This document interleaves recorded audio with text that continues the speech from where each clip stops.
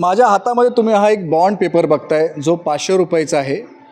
Bond paper बघितल्यानंतर आपल्याला असं आठवतं की कुठल्या प्रॉपर्टीचा वगैरे हा पेपर आहे का, पण हा अजिबात कुठल्या प्रॉपर्टीचा पेपर नाही. तर महाराष्ट्रातला असा एकमेव उमेदवार आहे की ज्यांनी थेट बॉन्ड पेपरवरती लिहून दिलेलं आहे की मी कुठल्याही पद्धतीने भविष्यामध्ये पक्ष बदलणार नाही.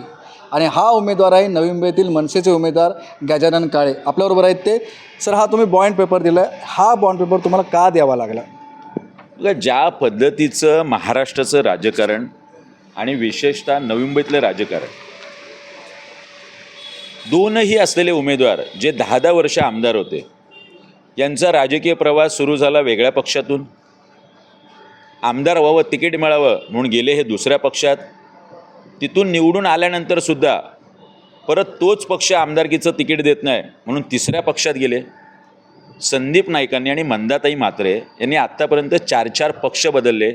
आम्ही प्रचाराला जातो, ज्येष्ठ नागरिक, महिला, तरुण मुलं विचारत आहेत, काय तुमची गॅरंटी आहे की तुम्ही पक्ष बदलणार नाही?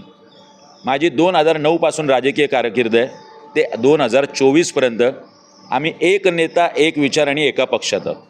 आणि मी नवी मुंबईकरांना हे लेखी दिलेलं आहे, मी आमदार झाल्यानंतर विकला जाणार नाही, मी पक्ष बदलणार नाही. भविष्यात मला आमदारकीचं तिकीट मिळो न मिळो, मी सन्माननीय राजसाहेब ठाकरे या माणसाबरोबर, या पक्षाबरोबर शेवटच्या श्वासापर्यंत असेल. काय संदीप नाईक हे धाडस करू शकतात, ते लिहून देऊ शकतात की 4 पक्ष बदलल्यानंतर आत्ता असलेला तुतारी पक्ष हा त्यांचा पक्ष बदलण्यामध्ये शेवटचा पक्ष असेल.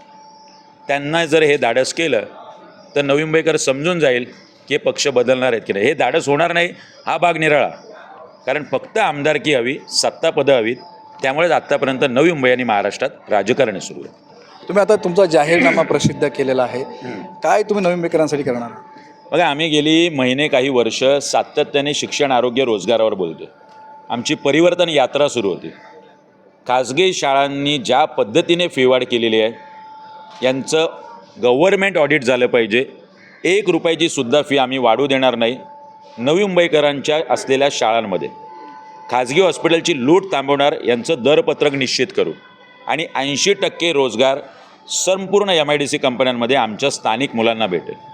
वंदनीय दिबा पाटील साहेब यांचा एकही अर्धपुतळा इथे नाही. पूर्णाकृती पुतळा तर उभा करूच, पण वंदनीय दिबा पाटील साहेबांचं कार्य इतकं मोठं आहे की मरणोत्तर त्यांना महाराष्ट्र भूषण पुरस्कार मिळावा म्हणून आम्ही राज्य सरकारकडे पाठपुरावा करू.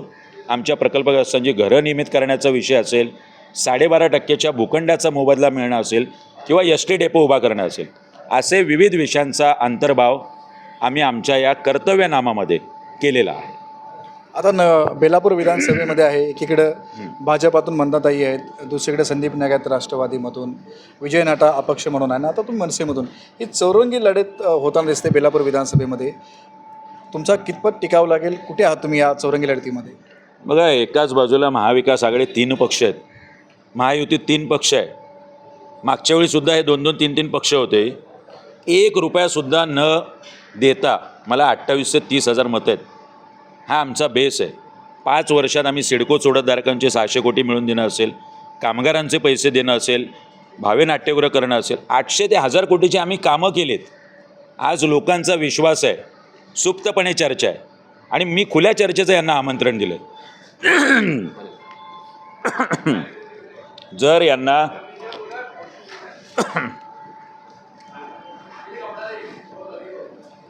मी मंदाताई म्हात्रे 10 वर्ष आपण आमदार होतात, संदीप नाईक 10 वर्ष आपण ऐरोली विधानसभेत आमदार होतात, मी खुल्या चर्चेचं निमंत्रण दिलं आहे.